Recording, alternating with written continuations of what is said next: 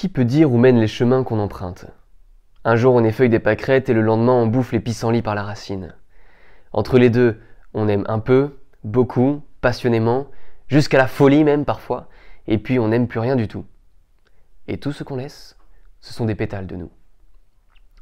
C'est vrai, la plupart des gens mènent une existence de fleurs. Ils poussent à un endroit et ils y meurent. Comme Sadie. Elle savait qu'un jour elle finirait par crever ici. Elle espérait juste que ce soit dans le jardin. Cette baraque, c'était toute sa vie.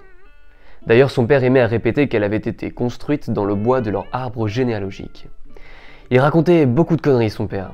Il y en a, tu les écoutes, ils ont appris à voler aux oiseaux. Aujourd'hui, Sadie ne savait plus bien si c'était elle qui tenait sa maison ou si c'était sa maison qui la tenait. Elle ne pouvait pas partir. Qui s'occuperait d'elle? Qui ferait le ménage et la cuisine? Qui étendrait le linge? Même si parfois elle avait envie qu'on l'accueille, qu'on l'arrache à son quotidien et qu'on l'offre en pâture au lointain. Sa place était ici. Son père lui avait assez répété, des années durant. Il lui avait rabâché que cette baraque était toute sa vie, et que si jamais elle ne s'en occupait pas, elle en mourrait. Il lui avait aussi expliqué que la terre était plate, que ce sont les cigognes qui apportent les bébés, que les filles doivent obéir à leur père et que la foudre ne tombe jamais deux fois au même endroit. Malgré elle, Sadie avait poussé dans le jardin de l'ignorance, au milieu des sornettes et des balivernes. Elle n'avait jamais remis en doute la parole de son père. Elle n'avait pas de raison de faire ça. Elle se contentait de s'occuper de la maison et de remettre ses rêves à plus tard.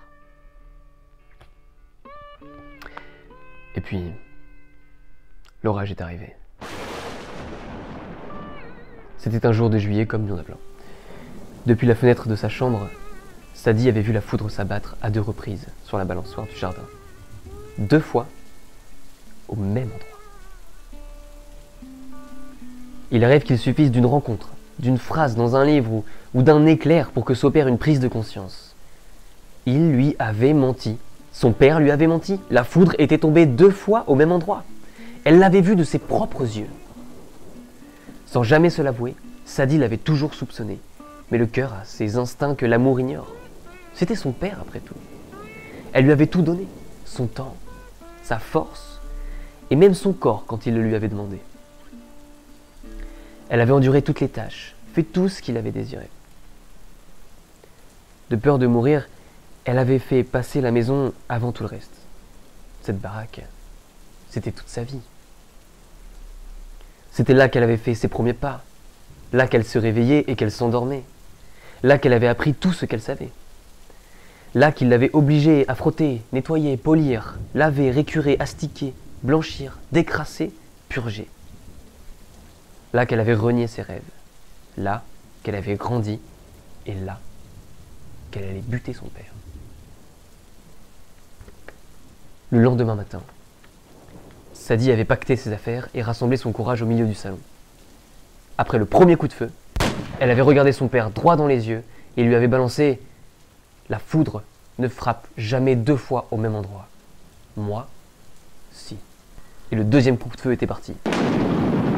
Malheureusement, flinguer le menteur ne tue pas toujours le mensonge. Sadie attendit que la détonation s'estompe pour lâcher le colt et reculer vers la sortie.